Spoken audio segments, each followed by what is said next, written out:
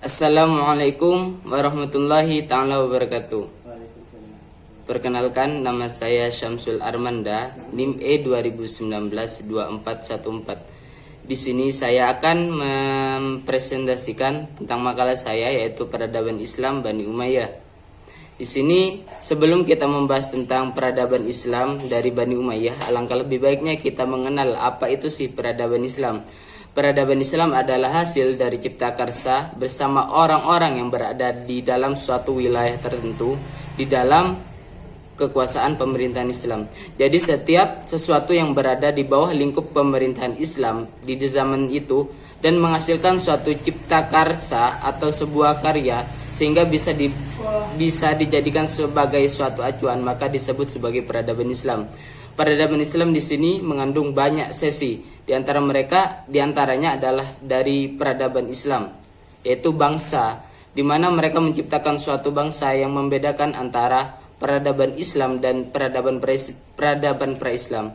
Yang kedua adalah agama, di mana mereka mempunyai agama yang berbeda dengan peradaban sebelumnya, yaitu agama Islam. Yang membedakan tentang peradaban pra-Islam yaitu di mana mereka banyak menganut tentang agama Yahudi dan Nasrani. Yang berikutnya adalah politik, di mana politik di sini membedakan cara kepemimpinan yang ada di dalam Islam dan pra-Islam, sehingga membedakan dan menciptakan suatu cipta karsa dan membentuk suatu peradaban, yaitu peradaban Islam. Yang berikutnya adat istiadat. Kebiasaan-kebiasaan mereka pun mempunyai banyak perbedaan sehingga membentuk suatu yang namanya peradaban Islam. Dimulai dari transaksi jual beli, muamalah mereka, dan kebiasaan masyarakat pada zaman itu, seperti kebiasaan masyarakat Arab pra-Islam yaitu membunuh anak perempuan dikarenakan dianggap tidak bermanfaat atau tidak berguna atau tidak bisa melaksanakan perang. Sehingga peradaban Islam di sini muncul adat istiadat, yaitu memuliakan perempuan, di mana mereka menyatakan hak dan kewajiban mereka sebagai suatu makhluk insan yang mulia.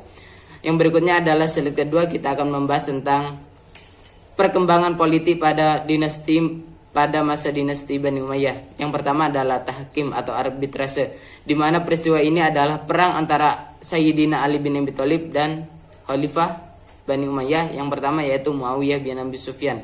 Di mana perang tahkim atau arbitrase tersebut merupakan langkah yang diambil dari Muawiyah bin Abi Sufyan untuk menggulingkan kekuasaan dari Ali bin Abi Thalib, yang mana pada peristiwa tersebut dari kubu Muawiyah bin Abi Sufyan diwakili oleh Amr bin Ash, yaitu seseorang yang sangat ahli di bidang siasah, sedangkan di pihak Ali bin Abi Thalib diwakili oleh Abu Musa al-Asy'ari, yaitu ahli di bidang agama.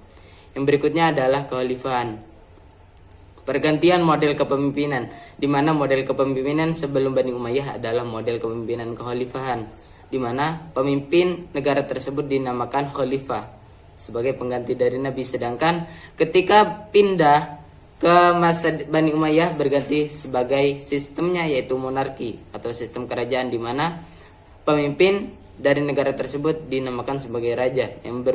Yang berikutnya adalah pemindahan ibu kota, di mana pemindahan ibu kota di sini bertujuan agar kekuasaan dari Muawiyah bin Abi Sufyan sebagai khalifah pertama bisa berkontribusi secara optimal. Kenapa? Karena Muawiyah bin Abi Sufyan merupakan mantan dari gubernur dari Damaskus. Yang berikutnya adalah mengubah sistem pemerintahan dari kekhalifahan ke sistem monarki atau kerajaan, yang seperti sudah kita jelaskan sebelumnya.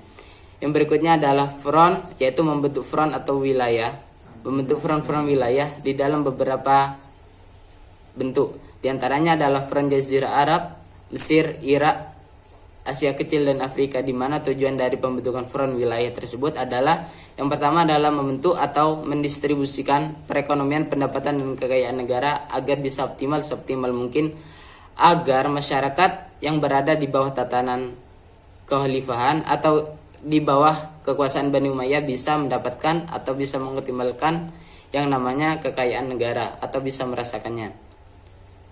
Untuk slide berikutnya yaitu akan membahas tentang ekonomi administrasi Bani Umayyah, di mana poin yang pertama adalah perluasan dari wilayah Spanyol hingga ke Afrika Utara, Syria, Anatolia, Persia, dan India, Afghanistan.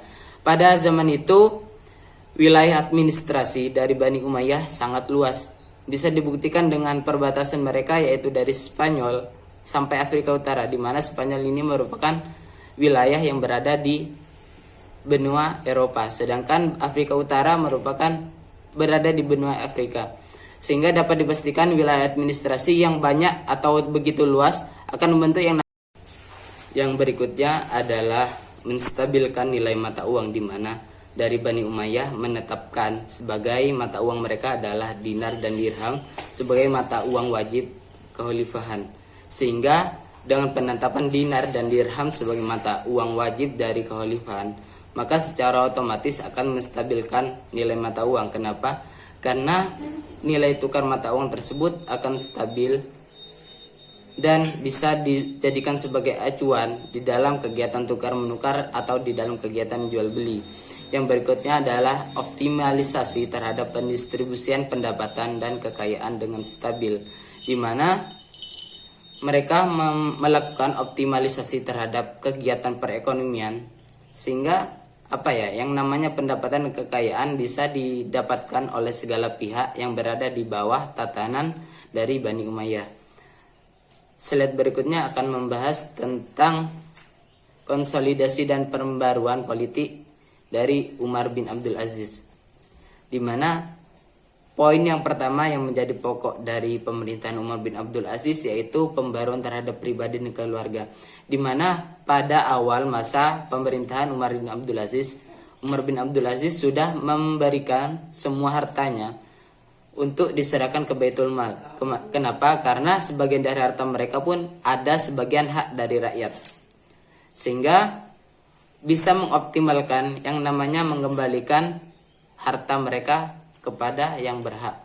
Yang kedua adalah pemerintahannya, di mana pola pemerintahan tersebut, kebijakan yang pertama kali diambil adalah memberhentikan perang, di mana Umar bin Abdul Aziz lebih mencintai kata damai daripada kata perang, sehingga yang namanya keamanan dan kestabilan masyarakat di negara tersebut bisa dijamin oleh Umar bin Abdul Aziz.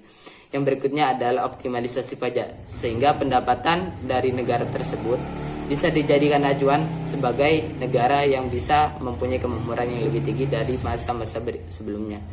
Poin yang berikutnya adalah pendistribusian zakat, di mana zakat merupakan salah satu aspek yang menjadi pokok tatanan suatu negara pada zaman itu, di mana ketika optimalisasi zakat bisa dilakukan secara optimal, maka keadilan akan perekonomian dari masyarakat pun bisa dijadikan sebagai acuan.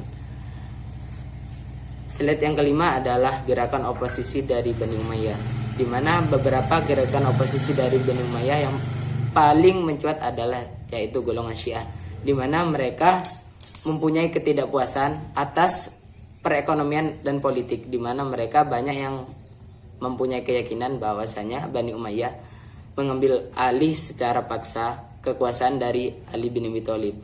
Yang kedua adalah Bani Abbasiyah, di mana mereka menuntut Bani Abbas merupakan keturunan dari paman Nabi yaitu Abbas bin Abdul Muthalib. Mereka menuntut untuk menduduki pemerintahan karena mereka menyangka atau merasa paling berhak menduduki tahta kerajaan, lebih berhak daripada Bani Umayyah. Yang berikutnya adalah perpecahan suku etnis karena perbedaan ras dan keyakinan. Karena kan perbedaan pola administrasi ya, adat istiadat pun akan berbeda. Ketika kita sudah memperluas kekuasaan wilayah, maka otomatis banyak budaya-budaya yang baru yang bertentangan dengan adat, pola, dan istiadat masyarakat sebelumnya, sehingga perpecahan suku etnis pun tidak bisa dielakkan. Dan poin yang terakhir adalah berkembangnya gerakan oposisi Bani Umayyah seperti Khawarij dan sebagainya. Mungkin hanya ini yang bisa saya sampaikan, kurang lebihnya. Wassalamualaikum warahmatullahi wabarakatuh.